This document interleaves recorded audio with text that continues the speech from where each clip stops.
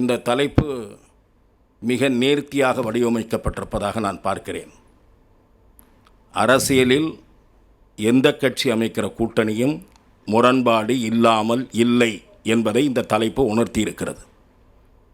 கேள்வி என்னவென்றால், முரண்பாடுகள் குறைவாக காணப்படுகிற கூட்டணி எது? இப்படி ஒரு கேள்வி வைத்திருக்கிறது மூலமாகவே எந்த கூட்டணியும் கொள்கை சார்ந்த கூட்டணியாக பார்க்கப்படவில்லை. ஏனென்றால் ரொம்ப பின்னாலெல்லாம் போக வேண்டாம். சில ஆண்டுகளுக்கு முன் அல்லது ஓராண்டுக்கு முன் அல்லது 6 மாதங்களுக்கு முன் ஒருவரை பற்றி இன்னொருவர் என்ன பேசினார்கள் என்று நிறைய லெட்ஜர் கணக்கில் பல ஆதாரங்கள் நம் கண்முன் நம் நினைவேட்டில் ஆழமாக பதிந்திருக்கிறது. அண்ணாமலை அதிமுகவா? நிச்சயமாக நான் சொல்லுகிறேன். நீங்கள் சமீப கால உதாரணம் நீங்கள் சொன்னீர்கள், நானும் அதே போல் சொல்ல இருக்கிறேன். அது வேறு விஷயம். எதற்காக சொல்ல வந்தேன் என்றால், அப்படி நம்முடைய நினைவேட்டிலிருந்து நீங்காமல் 20 ஆண்டுகளுக்கு முன்பிருந்து 7 ஆண்டுகளுக்கு முன்பு வரை பல சம்பவங்கள் 2 மாதங்களுக்கு முன்பு வரை நினைவேட்டில் நிறைந்திருக்கிற சூழலில் கொள்கை வேறுபாடுகளே இல்லாத முழுமையான சந்தர்ப்பவாதம் என்பது துளியுமற்ற என்று துணிச்சலாக நண்பர் செந்தில் அவர்கள் ஒரு கருத்தை நிறுவினார். அது எனக்கு வியப்பை அளித்தது. ஏனென்று சொன்னால், தேர்தலுக்கு தேர்தல் நிலை மாற்றி கொண்டிருந்த கட்சிகளும் அந்த கூட்டணியில் இருக்கின்றன. அது எல்லா கூட்டணியிலும் இருக்கிறது. நான் தான் சொல்கிறேனே, கூட்டணினாலே எதுவும் கொள்கை கூட்டணியெலாம் கிடையாது. எடப்பாடி பழனிசாமி அவர்கள் மட்டுமே அந்த வார்த்தையை பிரயோகித்ததாக அவர் கூறியது தவறு. கடந்த காலங்களில் திராவிட முன்னேற்றக் கழகமும் பயன்படுத்தி இருக்கிறது. நான் ஒரு 45 ஆண்டு காலமாக செய்தியாளராக இருப்பதால் நான் அவருக்கு அதை அன்போடு நினைவூட்ட விரும்புகிறேன்.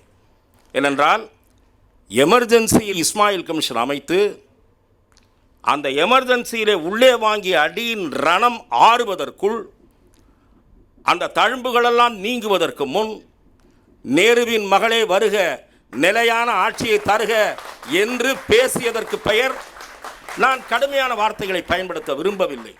அதற்கு பெயர் என்ன? பச்சையான சந்தர்ப்பவாதம். அதிலிருந்து தொடங்கலாம்.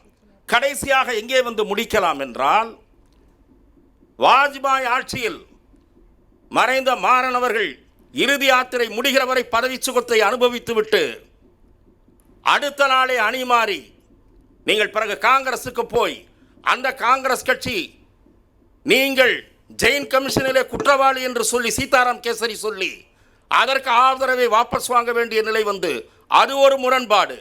அதன் பிறகு மரியாதைக்குரிய என்னுடைய மதிப்புக்குரிய கலைஞர் அவர்களுடைய குடும்பத்திலே மிக எளிமையாக எல்லோரோடும் பழகக்கூடிய சகோதரி கனிமொழி அவர்கள் சிறைப்பட்டார். ராஜா சிறையில் இருந்தார். கலைஞர் என்ன சொன்னார்? மறந்து விடுமா மக்களுக்கு? கூடா நட்பு கேடாய் முடிந்தது சொன்னார்களா இல்லையா? காங்கிரஸ் கட்சி பொருளாதார ரீதியான இடஒதுக்கீட்டை ஆதரிக்கிறது, திமுக ஆதரிக்கிறதா? என்ன பேசுறீங்க? இது இதன் பெயர் கொள்கை கூட்டணியா? சந்தர்ப்பவாதம். தேர்தலுக்காக அமைக்கப்பட்ட கூட்டணி. ஒத்துக்கிட்டு போங்க. தமிழ்நாட்டில் போராடுகிற உரிமை இல்லை சொல்வது யார்? மார்க்சிஸ்ட் கம்யூனிஸ்ட் கட்சியினுடைய மாநில செயலாளர். இது யார்? ஆட்சியை நோக்கி நேரடியாக முதலமைச்சரை நோக்கி சொல்லப்பட்ட குற்றச்சாட்டு. தமிழ்நாட்டில் ஜனநாயக பூர்வமான போராட்டங்களுக்கு அனுமதி மறுக்கப்படுகிறது. எங்கே கதை விடுகிறீர்கள் 90% வாக்குறுதி என்று கேட்பது மார்க்சிஸ்ட் கட்சியின் மாநில செயலாளர். நான் அதை முழுமையாக உடன்படவில்லை என்கிறார் சண்முகம். வேங்கைவேல் பிரச்சனை பற்றி உறக்க கூட பேசாமல் இருக்கிறது விடுதலை சிறுத்தைகள் கட்சி.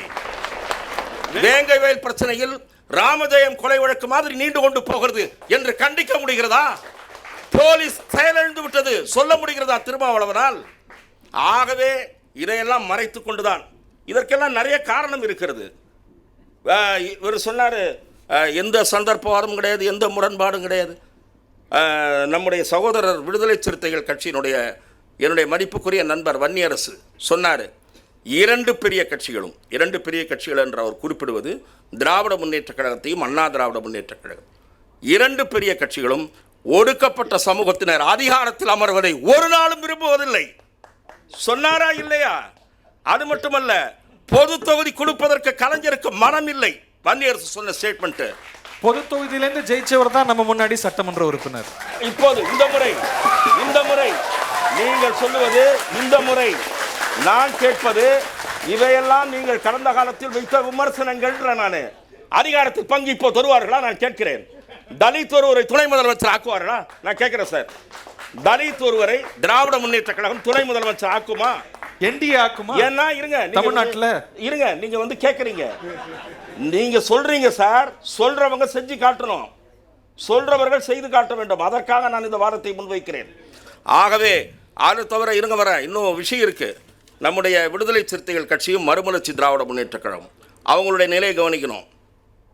ஈழப் பிரச்சனை கலைஞர் உண்ணாவிரதம் இருந்து அரை மணி நேரத்தில் முடிஞ்சு போச்சு. 1 மணி நேரத்தில் நான் அந்த உண்ணாவிரதம் நீண்டிருக்க வேண்டும் என்று விரும்பவில்லை. ப. சிதம்பரம் அவர்கள் கொடுத்த வாக்குறுதியை நம்பி நான் அந்த உண்ணாவிரதத்தை கைவிட்டேன் என்றார். அது பழசு. ஆனால் நீண்ட காலம் அந்த விஷயத்தை சொல்லிக் கொண்டிருந்தவர் யார் தெரியுமா? மறுமலர்ச்சி திராவிட முன்னேற்ற கழகத்தினுடைய பொதுச் செயலாளர் என்னுடைய மதிப்புக்குரிய வைகோ. அவரும் நம்முடைய திருமாவளவனும் ஈழ இன அழிப்பை செய்த காங்கிரஸ் கட்சியினுடைய கையில் இரத்த கரை படிந்திருக்கிறது சொல்லியிருக்காங்க. அதெல்லாம் மறந்துட்டு செய்ததற்கு பெயர்தான் சந்தர்ப்பவாதம். கொள்கையும் கிடையாது, ஒரு புடலங்காயும் கிடையாது. தலைப்பு என்னன்னா முரண்பாடுகள் குறைவாக இருக்கும் கூட்டணி எது என்பதுதானே தவிர 2 அணியிலையும் அவரே சொல்லிட்டாரு. தந்தி டிவியை தலைப்பு வைக்கும்போது என்ன வச்சிருக்காங்க?